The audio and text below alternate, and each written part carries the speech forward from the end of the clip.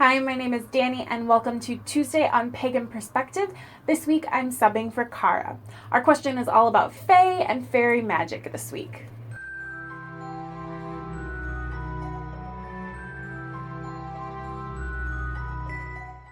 So Kara asked to take this week off, and if you have a little bit of extra time, definitely go leave her some love on Twitter and Instagram or at her personal channel.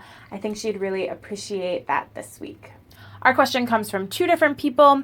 From Kay asking about Fae magic, who's allowed to practice Fae magic, and do you believe in Fae lineage? And the second question from Mateus, who asks, what do we think, believe, or practice about fairies, fairy magic, etc. So let's start with the basics. I am a druid, and my druid perspective does not represent all druids, obviously. There are many different ways of interpreting druidry, many different ways of interpreting Celtic pathwork, and very differing views on fairy magic and like fairy faith. So I don't speak for all druids. That is true in all my videos, but I want to be especially clear in this. First, I grew up in a household where Irish fairy and folktales were very common. My grandfather Dunphy in particular really loved telling stories, and he would tell them at the dinner table. We would all laugh. We talked about kind of the lesson, and many folktales about fairies, the key points are be polite, don't ask for more than you need, but be smart, and don't let people take advantage of you. All good lessons to learn in folktales. Through that storytelling history in my family, my love of Mary Cecile Barker, who does poetry and flower fairy drawings, my childhood and my practice today has some elements of fairies and fae magic.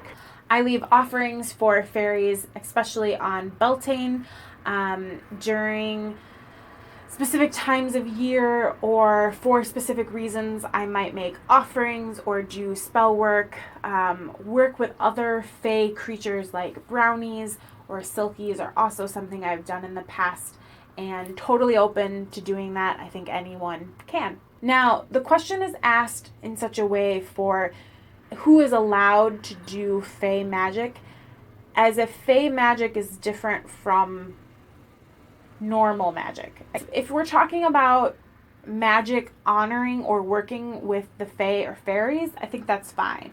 If you're asking whether we can do the same magic that fae do, I don't think that's possible. I see them as a separate creature, race, realm in many ways, that we can't replicate what they themselves do. That's their own gift and set of practices. And that leads into the question about Fae lineage. And I'm thinking I might upset some people here with this one.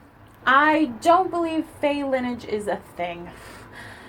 So there are myths and fake folk tales about the Fae having children with humans.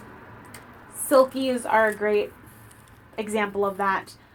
There are other creatures in tales where we're trading children, that sort of thing. And while I can see us easily exchanging offspring and that being something that interacts between our two worlds and realms, I don't think that there are as many people walking around saying that they're part fairy or have fae lineage as we hear about. This often strikes me when I hear it these days as being kind of an indigo child or a star people and similar designations. Many people have incredible gifts that we should honor and recognize, and those gifts make them unique. But I see sometimes fae lineage, star people, indigo children as designations that make them holier than thou, and a way of separating people away from their communities so that they don't have to incorporate or use their gifts within the communities that they find themselves in.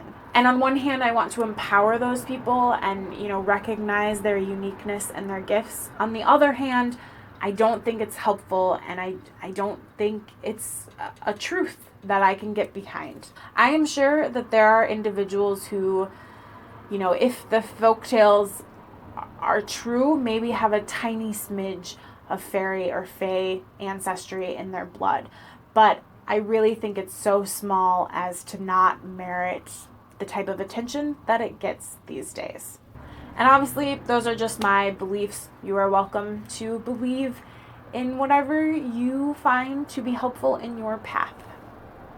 In the comments below, I would love to hear your favorite fairy or fae folktale. I've also left some titles of really great resources in the description if you're looking for more stories to integrate or use as references for new practices in your path. Thanks for watching, and as always, may you find peace in the sacred grove.